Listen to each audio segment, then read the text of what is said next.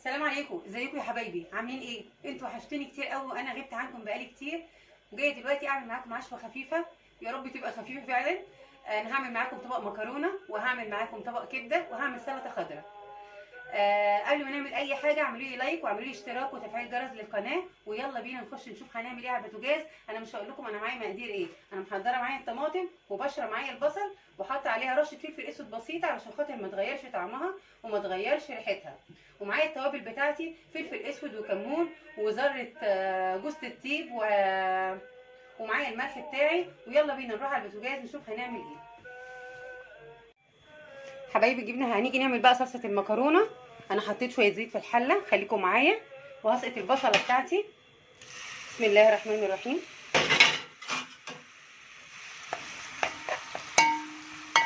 والبصل عندي كده بتتحمر.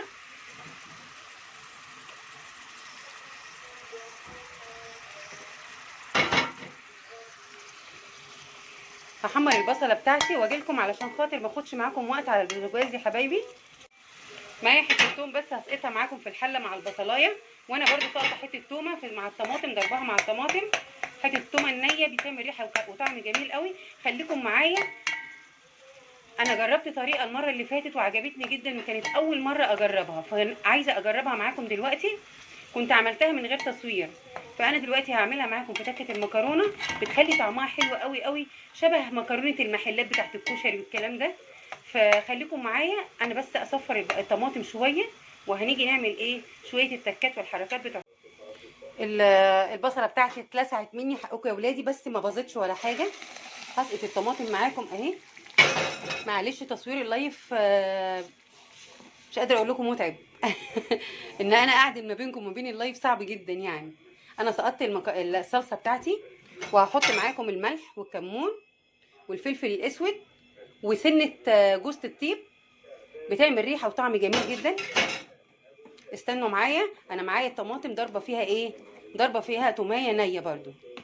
خليكم. انا هحط في الصلصه شويه خل.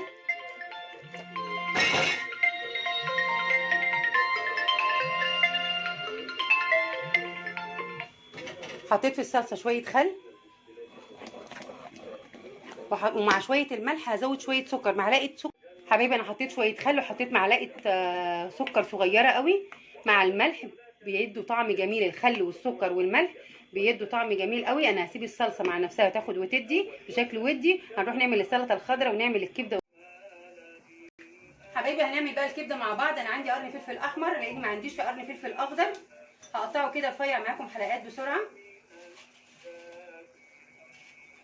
وهنزله مع حته سمنه بلدي كده، ونشوف هنعمل احلى طبق كبده بريحه جميله وطبق سريع جدا.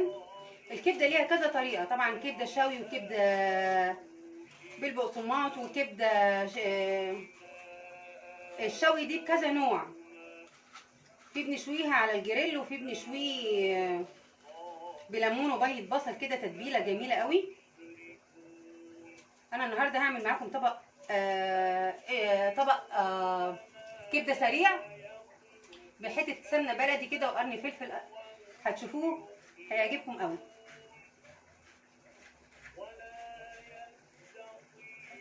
وننزل عليه شويه فلفل الوان في الاخر، ان شاء الله هيعجبكم خالص.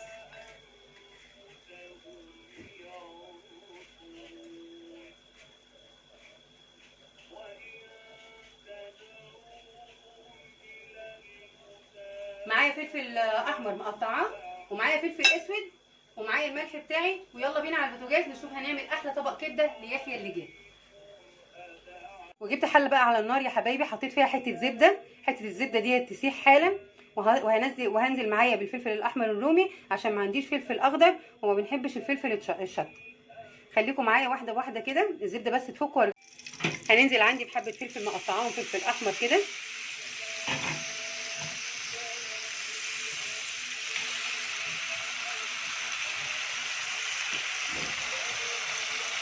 وهنزل عليهم الفلفل الاسود والملح بتاعي.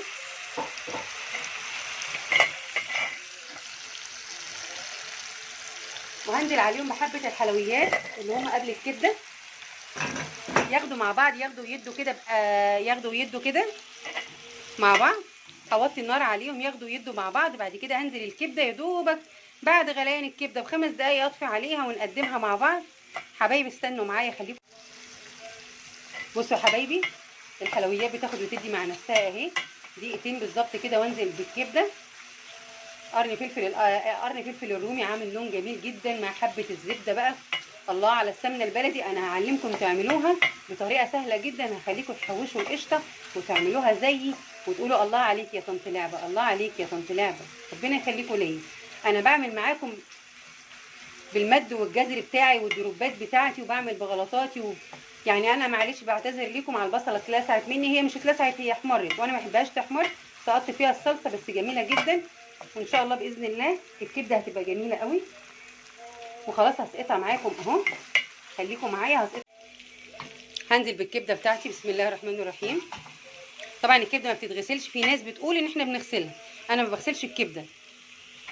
هقلبها تقليبه بقى واغطيها وبعد دقيقتين اكشف عليها ونشوفها مع بعض كده ونشوف هنطفي ولا هنعمل ايه يا حبايبي. خليكم معايا نروح نقلب انا نزلت بالكبده بتاعتي خلاص هطفي عليها اهو. دقتها طعمها جميل جدا. هطفي عليها واغرف واجيلكم على طول يا حبايبي. حبايبي انا غرفت الكبده بتاعتي. بصوا طبق الكبده وجماله، بصوا حلاوته عامل ازاي. وطبق السلطه الخضراء بتاعي من اي مكونات عندك في البيت. انا عندي طماطم وخيار وبصل بس النهارده وشويه بقدونس صغيرين. وطبق المكرونه بتاعي طبق خفيف وصلصته خفيفه. انا مش بحب انتوا عارفين طماطم الشتاء مش حمرا قوي وما بحبش الصلصه الجاهزه. فانا حطيتها بلونها كده وطعمها اللذيذ. انا كل المكونات اللي عندي الخل مع الملح والسكر بيعملوا طعم جميل جدا. وحته التومه طبعا والملح والفلفل الاسود والكمون في الصلصه. واحلى طبق مكرونه من احلى طنط لعبه. وطبق الكبده بتاعي ملح وفلفل اسود بس. حته الحلويات بتاعتي في السمنه البلدي بتاعتي هعملها معاكم وتدوقوا مني احلى كبده. وطبق السلطه الخضراء بتاعي معايا. استنوا معايا كل جديد. وانتوا حبايبي ما تنسوش بقى تعملوا لي لايك وشير واشتراك للقناه وفعلوا لي الجرس. والسلام عليكم.